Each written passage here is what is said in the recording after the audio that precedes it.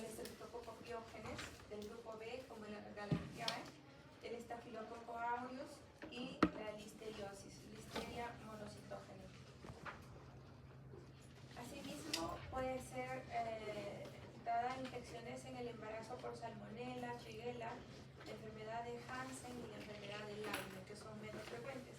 Y dentro de las infecciones virales, el virus de la varicela zoster, la influenza, la parotiditis, sarampión, rubiola, virus respiratorio y el hantavirus. Dentro de las enfermedades virales, vamos a ver que hay diferentes tipos y tenemos los enterovirus, los coxsackie-virus, los poliovirus, los parvovirus y el COVID-19. Esta es una imagen de los virus, que más o menos todos manejan la misma estructura molecular. Vamos a empezar hablando de los protozoarios. Les he traído una exposición donde vamos a hablar de las causas puntuales y de todo lo relacionado a la gestación exclusivamente. El Toxoplasma gondii tiene una prevalencia del 15 al 77% y en nuestro medio puede ser el 20%. Estamos hablando de nuestro medio, de bibliografía diferente a nivel de Sudamérica. La incidencia es de 0.3 al 100%. Como ven, su mecanismo de infección, el huésped definitivo es el gato. A través de las heces contaminadas puede contaminarse los animales, cualquiera, vaca, cerdo, cornero, gallina, conejo, y también a través de las verduras. Y el ser humano se puede contagiar comiendo las verduras, comiendo las carnes, pero también teniendo contacto con las heces de los animales. Y la infección madre-feto, en esta infección sí es posible. En el Toxoplasma gondii, como volvemos a repetir, el huésped humano infecta a través de los huevos como ovocitos, y el huésped intermedio es la rata y el huésped definitivo es el gato. ¿Cómo es la forma de contagio en esta enfermedad? Los taquizoitos se van a producir dentro de la célula que han logrado ingresar para producir la infección. Salen como bradizoitos y forman quistes en este tejido y van a ser los tipos de infección latente. El esporozoito está en los ooquistes que pueden ser resistentes al medio ambiente. La transmisión es a través de bradizoitos y esporozoitos. A través de estos dos tipos, no se olviden, bradizoitos y esporozoitos, que se encuentran en las heces del gato. La prevalencia 15% en mujeres en edad reproductiva, y el Toxoplasma gondii puede tener una incidencia de 0.8 por 1000 recién nacidos vivos. Diferente es la incidencia en una mujer en edad reproductiva que tiene un porcentaje de infección de 15% a la toxoplasmosis congénita, que es 0.8 por 10.000 recién nacidos vivos. Acá vamos a lo que es nuestra especialidad. ¿En qué consiste la infección congénita por toxoplasmosis? La gravedad va a depender mucho del trimestre de infección. El riesgo de infección es del 6% a las 13 semanas y del 72% a las 36 semanas. Esto es algo muy bueno para la gestante. ¿Por qué? Porque cuanto más temprana sea la infección, mayores problemas nos va a traer cualquier tipo de infección que se adquiera en el primer trimestre. El cuadro clínico, en un gran porcentaje, las pacientes son asintomáticas. Y esto sí es un problema serio, porque la paciente que tiene una infección casi nunca lo sabe. Ya se entera cuando se encuentra el bebé con algunas malformaciones. ¿Y qué puede sentir en algunas ocasiones? Fatiga, fiebre, dolor muscular, exantema papular y linfadenopatía cervical posterior. Esto es muy parecido a una gripe, ¿no? Que muchas veces se piensan que es algo pasajero y pues puede haber sido la gripe o puede haber sido una toxoplasmosis. El sistema inmunológico deprimido podemos encontrarlo en pacientes gestantes que tienen, por ejemplo, leucemia, que pueden tener VIH o algún tipo de inmunosupresión. y en estas pacientes puede haber encefalitis y tumoraciones a este nivel. En cuanto a la inmunidad, la infección previa al embarazo confiere protección de la transmisión vertical. No olviden esto que estamos hablando. La toxoplasmosis sí produce protección al momento de que la paciente gesta, y si esta tuvo la toxoplasmosis antes del embarazo, si tiene contacto y con zonas contaminadas, no va a ser la enfermedad. ¿Qué nos ocasiona la toxoplasmosis durante el embarazo?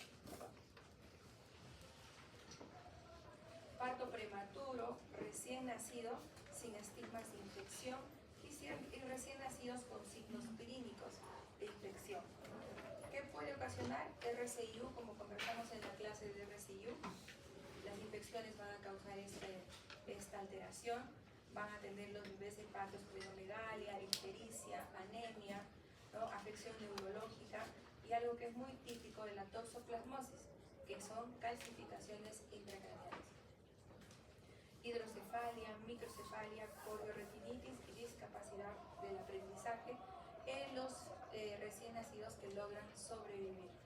La tetrada clásica de la toxoplasmosis es la corioretinitis, hidrocefalia, calcificaciones intracraneales y convulsiones. El pronóstico es malo. Ahora que tenemos la posibilidad de realizar una ecografía transcontaminal, los neonatólogos están capacitando en este aspecto, se puede hacer el diagnóstico un poquito más temprano. El diagnóstico es detectando la inmunoglobulina G y la inmunoglobulina M. El parásito no se detecta en los tejidos, solo se detectan los anticuerpos. La inmunoglobulina G surge a las 2 semanas de haber adquirido la infección y va a persistir toda la vida. Como sabemos, la inmunoglobulina M es el tipo de infección aguda. Esta va a estar elevada a partir de los 10 días de la infección y puede permanecer por algunos años. Por eso que esta inmunoglobulina M en este problema de la toxoplasmosis no nos ayuda mucho a determinar si es una infección aguda o no, porque en esta infección resulta que tanto la inmunoglobulina G como la M pueden permanecer altas durante muchos años. También en fase aguda van a encontrarse elevada la inmunoglobulina A y E. Pruebas más confiables, la Savin-Fellman, ELISA, para inmunoglobulina M, A y E. El diagnóstico prenatal es por ampliación del ADN y ecografía morfológica. El PCR en líquido amniótico y inmunoglobulina M y A. El PCR en líquido amniótico ahora ya es posible, antes no, pero ahora sí, porque con la medicina fetal estamos logrando tener la posibilidad de realizar una amniocentesis y de manera precoz poder determinar el diagnóstico de la paciente y hacer un seguimiento más exhaustivo y tempranamente, antes de las 22 semanas, poder determinar si hay malformaciones y en algunos casos se puede autorizar el aborto terapéutico, porque la sobrevida de estos productos es baja y porque las complicaciones que tienen son muy severas.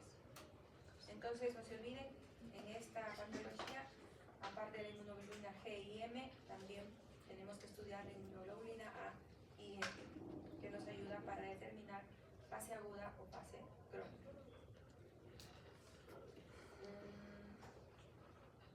En las complicaciones perinatales podemos tener abortos e infección fetal. El cribado de la inmunoglobulina G se debe hacer a todas las gestantes. Este examen se debe realizar en el primer trimestre, ¿no? Si es negativo, se repite en cada trimestre, sobre todo en zonas endémicas. Si es positiva, automáticamente debemos determinar la inmunoglobulina M. El diagnóstico materno se va a basar en la seroconversión de la inmunoglobulina M positiva a las 2 semanas hasta el año, la G con inmunoglobulina G previa negativa. Porque hay pacientes que por algún motivo se hacen un examen de toxoplasmosis, porque, por ejemplo, hay pacientes que no se pueden embarazar, o de pronto hay pacientes que han tenido abortos recurrentes. A estas pacientes nosotros les pedimos todo lo que son los exámenes de TORCH, porque es una de las causas de malformaciones y que pueden ocasionar abortos precoces. Esas pacientes, por ejemplo, pueden tener una inmunoglobulina antes anterior negativa y cuando está embarazada, pues resulta que se elevan los niveles. La nueva forma de evaluar también esta enfermedad es a través de la avidez de la inmunoglobulina G, ¿no? Si esta es baja, la infección es reciente. ¿Cómo vamos a hacer el diagnóstico de esta infección congénita? La transmisión vertical puede darse durante la infección aguda, que se llama primo-infección. No hay riesgo si la infección es preconcepcional. O sea, lo que les dije antes, si la paciente tuvo toxoplasmosis antes del embarazo, en el embarazo, cuando esté en contacto de esta infección, no va a adquirir la enfermedad. Por tanto, su bebé va a estar protegido. El 15-25% son sintomáticos al nacimiento. Y nuevamente, la tetrada de Savin para las infecciones congénitas por toxoplasmosis, hidrocefalia, ventriculomegalia, calcificaciones intracraneales difusas, coriretinitis, convulsiones, parálisis cerebral. Solo el 4% de los recién nacidos sintomáticos van a presentar secuelas neurológicas permanentes, muerte o ceguera bilateral. Bueno, es una incidencia aparentemente baja, pero el que queda dentro de este porcentaje, pues definitivamente su pronóstico no es bueno. Los signos más inespecíficos son el exantema, la ictericia, hepatosplenomegalia, anemia, trombocitopenia, cardiomegalia y microoftalmia, porque estas alteraciones también pueden encontrarse en otras infecciones que ahora vamos a hablar en las siguientes diapositivas. El 75-85% son asintomáticos y 20-30% van a tener una afección ocular a largo plazo, la coriretinitis. El diagnóstico de la infección congénita, hablando de la transmisión vertical durante la infección aguda, miren, esta flecha apunta de que a menos de 14 semanas se van a contagiar menos del 10%. ¿No se ve?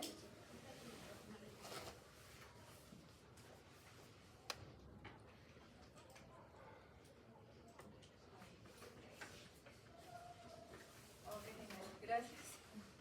Toda la vida estaba así. Eso pasa porque tengo exactamente.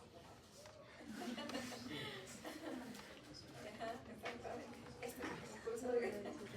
Bueno, gracias.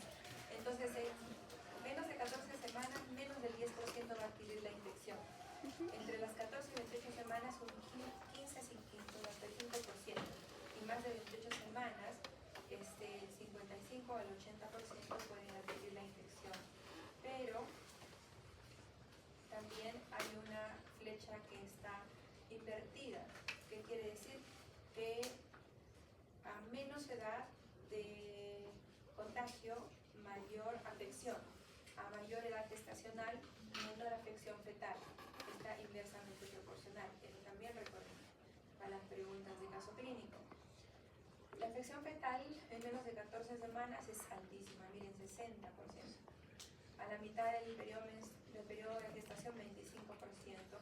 Y más de 28 semanas, solo 15% puede afectarse. Los tipos de afección que pueden haber en el primer trimestre, lesiones oculares e intracraneales, y esto pues es grave porque vamos a tener bebés con ceguera si es que sobreviven a nacer. En el segundo trimestre van a tener lesiones oculares y en general no son muy graves. Y en el último trimestre, lesiones oculares excepcionalmente y una afección intracraneal.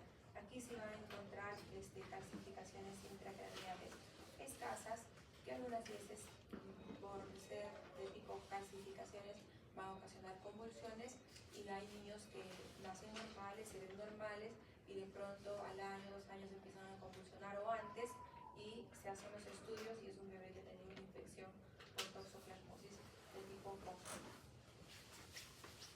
Como les había dicho, la amniocentesis es para coger un poquito de líquido amniótico, hacer su PCR y hacer el DNA viral en líquido amniótico, ¿no?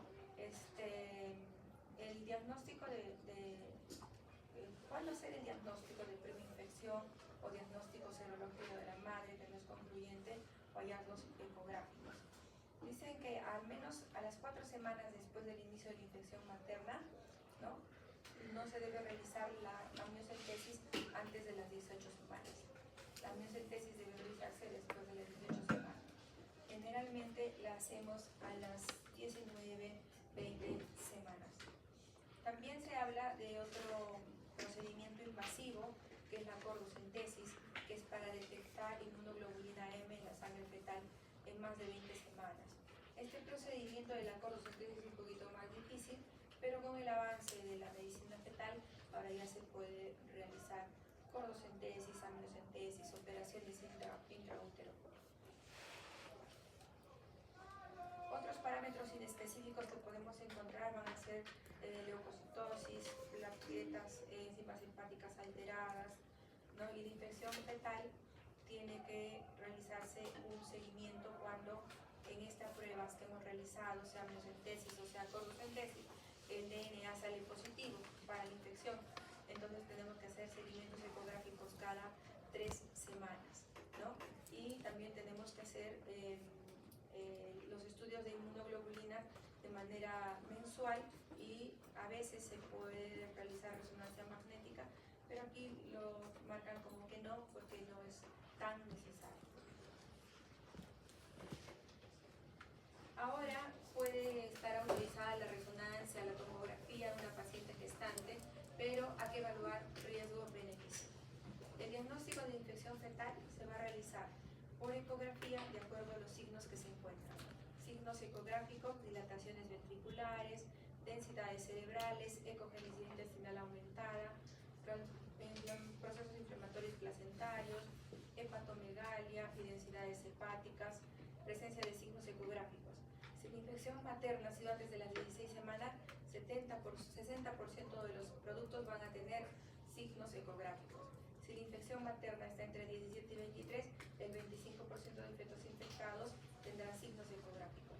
Y si la infección fue más de 24 semanas, menos del 3% de productos tendrán signos ecográficos. Quizás tendrán otros signos, como hemos dicho, calcificaciones intracraneales escasas, pero que no se van a ver al examen ecográfico durante la gestación.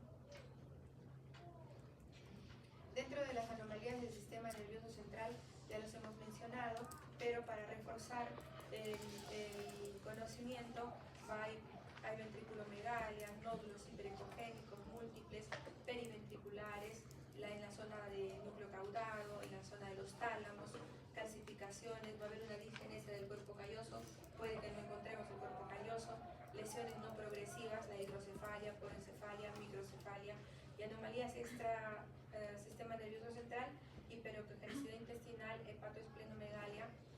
Esto es típico de ascitis hidrox y eso significa mal pronóstico. ¿Por qué? Porque va a haber alta posibilidad de óbito intrauterino, cardiomegalia y placentomegalia. Los marcadores ecográficos pueden aparecer también en forma tardía y la ecografía puede detectar la mayoría de las anomalías severas, excepto las retinianas. Los casos con afección retiniana grave suelen presentar lesiones intracraneales asociadas. Sí, nunca van solos, generalmente van asociados.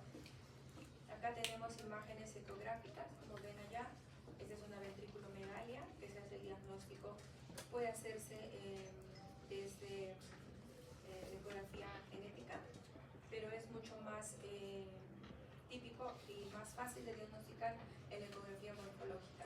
Por eso que esta ecografía, ambas, sobre todo la morfológica, ha agarrado una importancia muy alta. ¿Por qué? Porque a esta edad ya se pueden identificar estas alteraciones.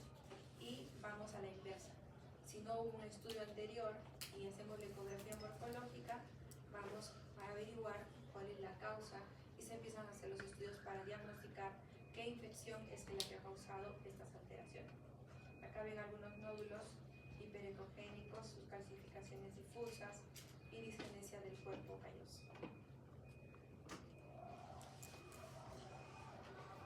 La hidrocefalia, microcefalia, que es la cabecita más pequeñita que el resto del cuerpo, porencefalia, estas zonas oscuras, ¿no? Finalmente decirles que cuando ven una ecografía y solo con ver estas imágenes ustedes se van a dar cuenta de que algo no está bien. Miren la citis, o sea, se va a ver la circunferencia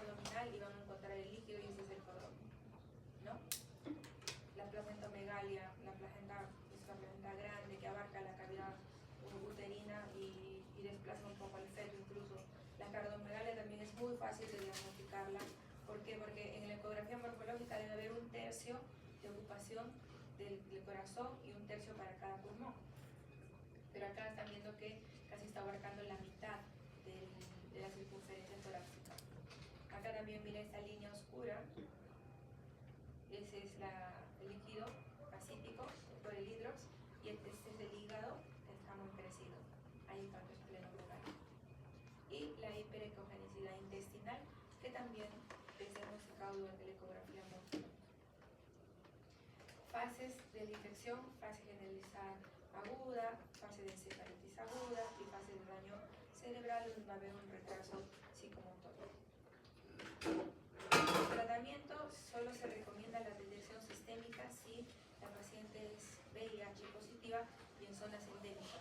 La infección prenatal disminuye el riesgo de toxoplasmosis congénita, lo he repetido 3 veces creo. La infección prenatal disminuye el riesgo de toxoplasmosis congénita, no se olviden. El tratamiento de mujer embarazada reduce pero no elimina la enfermedad congénita. Hacemos el diagnóstico durante el embarazo, vamos a poder disminuir las infecciones en el feto, pero no las vamos a poder evitar. ¿Con qué damos tratamiento? Con la espiramicina, 1 gramo cada 8 horas vía oral, hasta la amniocentesis o hasta el parto. La evidencia científica disminuye significativamente la transmisión fetal cuando se inicia durante las primeras semanas de la infección materna. Si el PCR es negativo, se suspende el tratamiento. Si el PCR es positivo, ¿no?, se debe sustituir por pirimetamina, sulfariacina y ácido folínico. A las gestantes seronegativas, ¿qué se les debe indicar para que no se infecten en una zona endémica o en zonas periféricas, ¿no?, de donde no tienen una buena higiene, ¿no?, tampoco tienen los suelos asfaltados, porque las que viven en zonas con tierra, eso hace que se pueda transmitir más rápido la enfermedad. Entonces, tocar tierra, lavarse las manos tras cocinar, lavar la fruta y verduras de forma exhaustiva, precaución con la jardinería, consumir carne cocida a más de 76 grados o congelada, precaución con los gatos. El cambio de tierra debe ser realizado diariamente, pero por otra persona, no por la paciente gestante ni por la familia, en lo ideal. Entonces, a las pacientes que van a buscar un embarazo y van por una consejería preconcepcional, siempre aconsejarles que no críen gatos.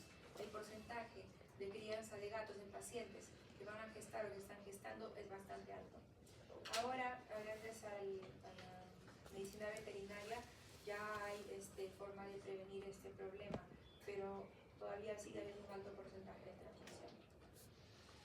La prevención: no hay vacuna para toxoplasmosis. Las medidas preventivas son las que les he mencionado anteriormente: lavado de manos y cuidado con las verduras y con los alimentos, las carnes que consumen. Y acá algunas imágenes de un recién nacido. Miren la afección que tiene su cabecita por hidrocefalia, ¿no?, y acá la microcefalia. O sea, tienen los dos extremos, micro e hidro. ¿Okay? Entonces, eso es lo más importante de la toxoplasmosis, y acuérdense los puntos que les he recalcado tanto, porque no solo les va a servir para el examen, sino también para toda la vida, sean o no sean ginecólogos o obstetras. Muy bien. Esta hora es muy difícil para mí, no sé por qué. Hoy ya no me olvidé los otros días no podía hablar. De ese porque me estoy marcando. Bueno, y ahora seguimos con el paludismo de la malaria. Esta enfermedad, ya saben, es transmitida por el mosquito Anopheles hembra. De hecho, ustedes saben más de esto porque están frescos de lo que es parasitología, infectología, ¿no? Yo suelo hacerles un recuerdo muy sintético del causante y cómo es. Esta es una enfermedad producida por un parásito protozoo del género Plasmodium, que es transmitido por la picadura del mosquito hembra Anopheles. ¿Ya? Acá está, miren, la fotito del mosquito, y es una enfermedad febril aguda con un periodo de incubación que varía entre 8 a 30 días. ¿De acuerdo a la especie del plasmodium. Entonces es importante preguntar a una paciente gestante que viene por fiebre, no tiene infección urinaria, no tiene procesos respiratorios, no tiene nada. Entonces hacerle preguntas, ¿no? Que si ha viajado a algún lugar tropical y ahí le van a dar con el diagnóstico, así, sin fallar. Más o menos se produce 2.700.000 muertes anuales, de las cuales más de 1 millón se dan en niños menores de 5 años. 50 millones de embarazadas viven en estas áreas. Miren, así en el mapa, miren dónde estamos. Perú está casi todo, el 70%, ¿no? Ciudad de África, parte baja de Europa y Asia, y América Central. 10.000 mujeres y 200.000 niños mueren por la afección de malaria durante el embarazo. La incidencia es muy alta. Esto está más frecuentemente en zonas tropicales, pantanosas, en recipientes, en zonas donde no tienen agua, por ejemplo, tienen el agua estacionada en un cilindro, ¿no? Y es ahí donde se estanca el agua y ahí pues abundan los mosquitos. Zonas costeras, en zonas de bajo nivel socioeconómico. En el Perú abunda más la malaria de tipo Plasmodium vivax. Y acá tienen el mapa. El rojo es mayor porcentaje de infección, el rosado menos, el amarillo menos, y en los lugares de color verde es una zona de muy bajo riesgo. Es la zona de la selva la que tiene mayor porcentaje de esta infección. Y los tipos de plasmodium que pueden producir infección son el falciparum, vivax, malaria, ovale, pero según los estudios que se han hecho en Perú, el vivax en Perú es el que produce mayor infección. Pero el más común es el falciparum y el más grave también. Acá está su ciclo de infección. Miren, acá está el mosquito Anopheles hembra, los gametocitos, ¿no? Cuando pica o muerde, pica a una persona, ¿no? Va a producirse los esporozoitos por reproducción sexual. Esa es la fase de esporogonia. Y la fase de esquizogonia se realiza en el ser humano, ¿no? Cuando el mosquito pica a otra persona e introduce los esporozoitos que se van a ir de manera muy preferencial a las células hepáticas, al hepatocito, donde se reproducen de manera muy rápida y se va a romper un hepatocito, y esto va a hacer que los merozoitos salgan hacia la sangre y van a infectar los glóbulos rojos. Por eso que los destruyen y producen ictericia. Y salen, se liberan los merozoitos y luego se transforman en gametocitos y vuelve la infección a cerrarse el ciclo. El diagnóstico es laboratorial, por gota fina, gota gruesa, extendido de sangre periférica, PCR, exámenes complementarios. El extendido de sangre periférica es una de las formas más rápidas y más económicas de diagnosticar esta enfermedad, la malaria. Los datos de laboratorio. En esta enfermedad van a tener anemia, normocítica, normocrómica, leucopenia, linfopenia, eosinopenia, velocidad de sedimentación aumentada, PCR aumentada. Paludismo o malaria es un sinónimo. La malaria gestacional ha sido definida como la presencia del plasmodium en sangre periférica de la madre y o el hallazgo del parásito en la placenta. Acuérdense de esto. El parásito puede detectarse en la placenta. Por eso que hay pacientes que cuando han tenido esta infección, al nacer, la indicación absoluta es que esta placenta pase a anatomía patológica. Se necesita un análisis de sangre periférica y placenta para configurar un caso de malaria. Uno no puede informar cuando ustedes hagan su seguro o trabajan en un hospital de periferia, es informar los casos, pues es importante saber, porque solo si hay un caso se tiene que peinar toda la zona y empezar a aplicar medidas de protección para que no se difumine, porque sí se puede diseminar de una manera muy rápida, pero también se puede controlar. Las mujeres embarazadas son más susceptibles a padecer malaria, y más durante la primera y la segunda gestación. Entonces recuerden, primera y segunda gestación. primera y segunda etapa de gestación o trimestre es donde más se pueden infectar y también donde más pueden producir lesiones en el cuerpo. Esto se debe a una combinación entre los cambios inmunológicos y hormonales que se producen durante el embarazo, sumado a la afinidad que presentan estos agentes infecciosos por los eritrocitos de la placenta. ¿Perdón? Primer y segundo trimestre. Hay unos cambios debido al estrógeno y progesterona en la mujer que va a favorecer esta infección y la disminución de la respuesta pH1, ¿no? Que va a hacer que el factor necrosis tumoral, el interferón G, interleucina 1, interleucina 2, interleucina 6 cambien en su función. Aumenta la respuesta pH2, ¿no? Aumentando interleucina 4, 5 y 10.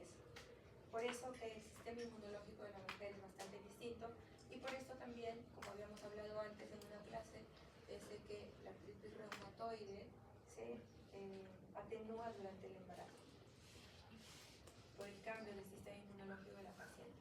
El cortisol, el aumento de los niveles séricos de cortisol es responsable de la inmunosupresión celular y del mayor desarrollo de infecciones en las pacientes gestantes.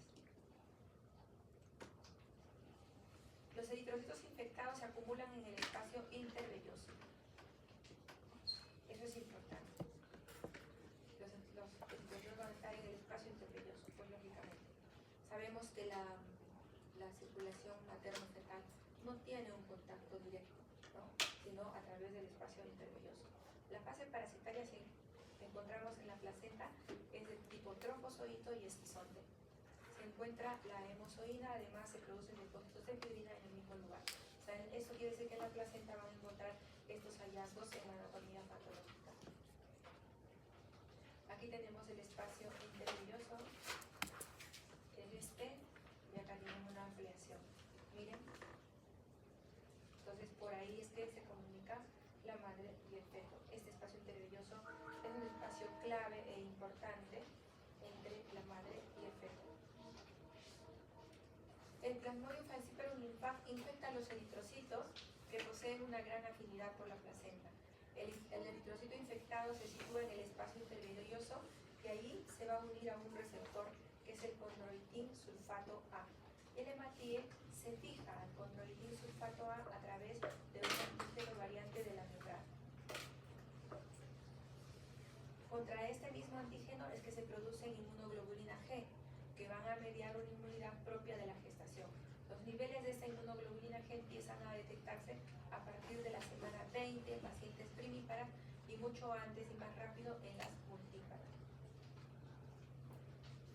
El secuestro del glóbulo rojo infectado en el espacio intervelloso, en el sincicio trofoblasto y presencia de pigmento malárico en dicho espacio y el trofoblasto y el estroma placentario son las alteraciones morfológicas que se van a encontrar en la placenta. Las concentraciones de macrófagos también van a estar presentes en mucha cantidad en el espacio intervelloso y en el depósito de fibrina. Va a haber cambios isquémicos, va a haber engrosamiento de la lámina basal del trofoblasto, va a haber alteraciones que producen afección del transporte de oxígeno y nutrientes, y esto va a explicar por qué el feto en esta paciente con esta enfermedad va a producir un problema de crecimiento y RCI. Este es un esquema que nos explica cómo es que se da la infección, ¿no? Los eritrocitos van a irse al sincicio trofoblasto, espacio intervelloso, van a activar a las quimioquinas, luego los monocitos pigmentados se van a acumular en las células, la fibrina, el flujo sanguíneo disminuye también la glucosa y va a producirse el RCI. Va a haber hipoxia, ¿por qué? Porque la placenta envejece. La fibrina es signo de envejecimiento es como una cicatriz, no va a permitir un buen flujo sanguíneo ni un intercambio gaseoso ni de nutrientes adecuados. Hay una angiogénesis que altera el crecimiento placentario. La placenta va a estar muy grande, cierto, pero no va a producir un buen intercambio.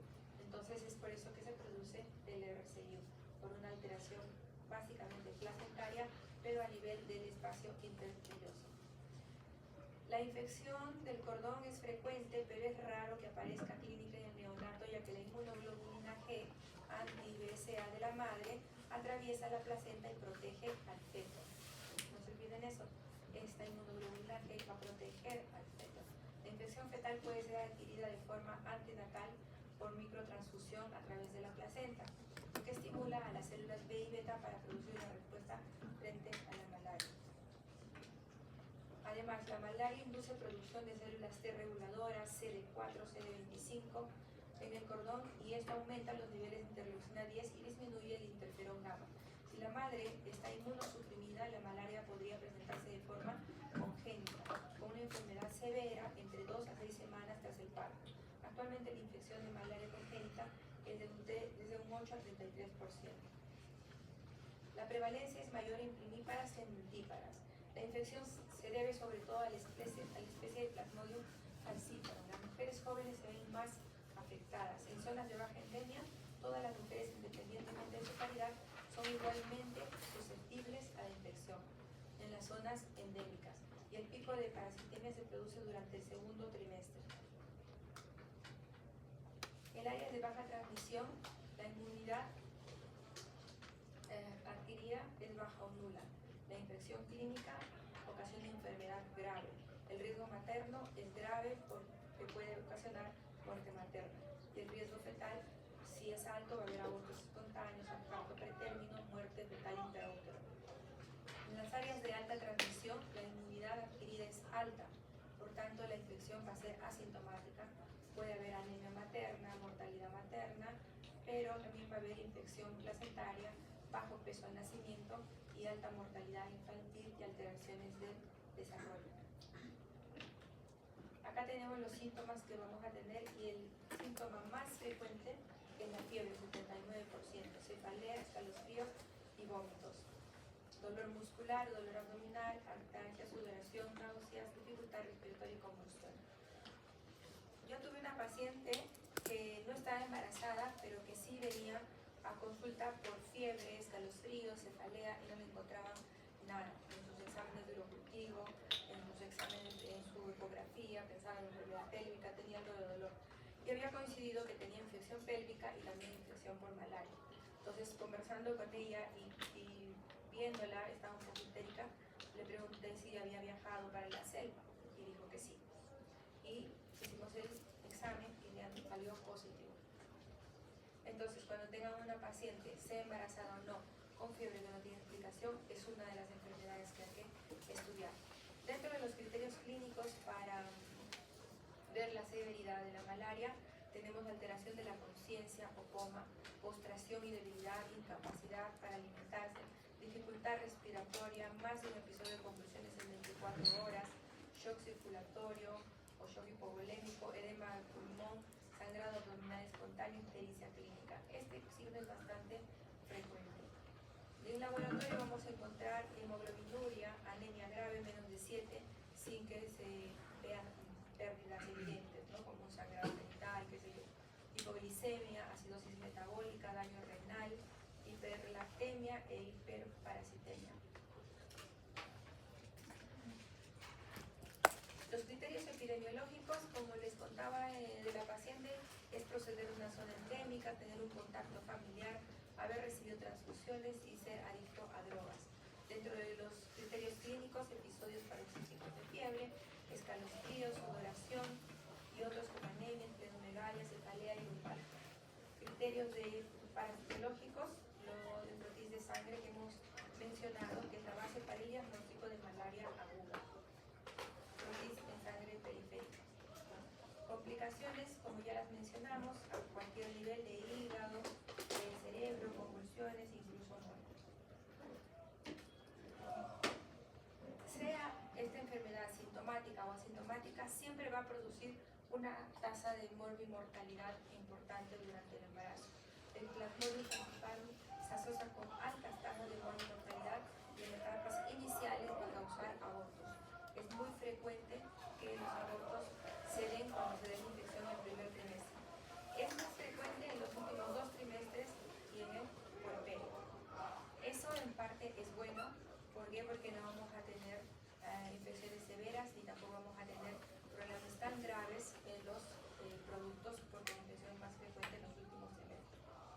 depositarse en zona vascular de la placenta los parásitos, macrófagos, monocitos que van a ocasionar óbitos, partos prematuros y RCI. Entonces, las complicaciones ya mencionadas, prematuridad, que hablamos en clase anterior, que dijimos infecciones es una causa, están ligadas a nuestra enfermedad y otra, mayor riesgo de eclampsia y preeclampsia, bajo peso al nacer y mortalidad perinatal.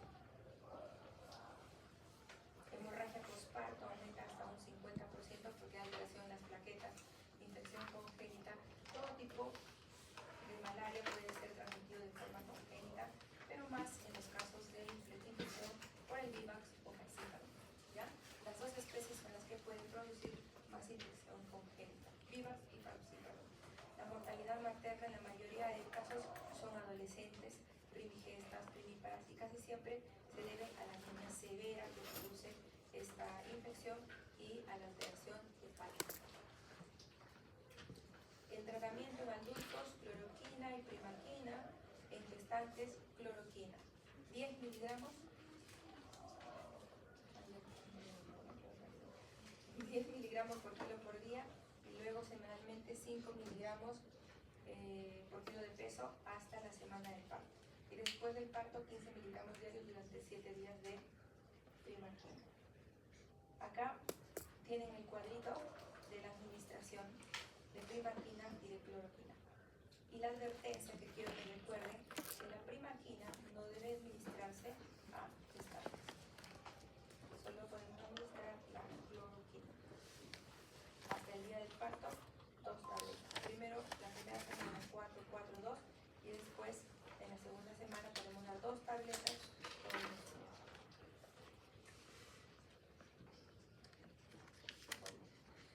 Todo lo que viene a mediasis, bacterias, protococo y esto está bastante sintético y explicado en las diapositivas. Les voy a dejar las diapositivas para que las revisen. Y si viene alguna pregunta de este tema, con leer las diapositivas y pasen a sus compañeros, pueden resolver la pregunta. Trataremos de hacer las preguntas de los 2 primeros temas que hemos hecho. ¿Ok?